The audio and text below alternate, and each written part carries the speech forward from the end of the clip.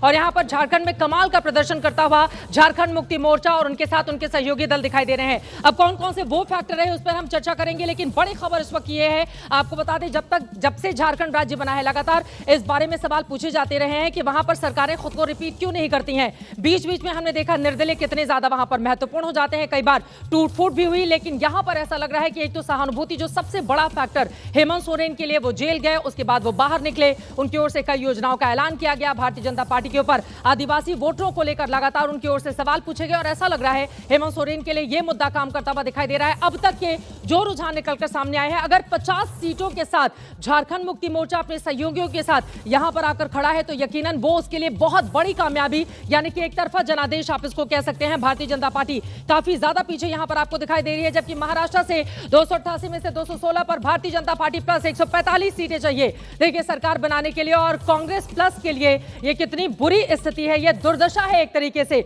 यानी कि इतनी ताकत झोंकने के बावजूद बार बार बीजेपी के ऊपर आरोप लगाए गए कि उसने तोड़फोड़ कर दी बाला साहब ठाकरे के, उद्धव ठाकरे के साथ उसने गद्दारी की। खुद उद्धव ठाकरे की ओर से गद्दार जैसे शब्द का इस्तेमाल शिंदे के लिए किया गया। शिंदे के लिए वो अलग अलग तरह के शब्द गढ़ते रहे जिसको लेकर हम हिंदी में उसका मतलब भी आपको नहीं समझा सकते, लेकिन लगातार उनकी ओर से वार किया गया। और अब यहां पर उद्धव ठाकरे, उनकी पार्टी को यह सोचना पड़ेगा कि वो कौन सी वजह रह गई कि इतना बुरा प्रदर्शन, क्योंकि लोकसभा चुनाव में भी अगर आप नजर डालेंगे तो कांग्रेस पार्टी ने सबसे अच्छा प्रदर्शन किया था, शरद पवार की पार्टी ने अच्छा प्रदर्शन किया था, तीसरे नंबर पर पहुंच गए थे उद्धव ठाकरे। और यहां पर अगर आप गौर से देखेंगे सबसे ज्यादा 101 सीटों पर कांग्रेस लड़ती है महाराष्ट्र में, और वहां पर 29 सीटों के साथ वो आकर खड़ी हुई है। शिवसेना उद्धव गुट 19 के साथ, एनसीपी शरद पवार का गुट 11 सीटों के साथ, लेकिन वो ऐसा जनादेश नहीं है जिसके बलबूते इस बात को माना जा सके कि उसने बीजेपी को कहीं भी चुनौती दी। यानी कि अगर महाराष्ट्र के जितने भी रीजन है सब पर हम नजर डालें तो ऐसा लग रहा है कि भारतीय जनता पार्टी ने जिस तरह के वायदे किए थे, जो नारे गढ़े गए थे, जो दिए गए थे, चाहे एक है तो सेफ है का नारा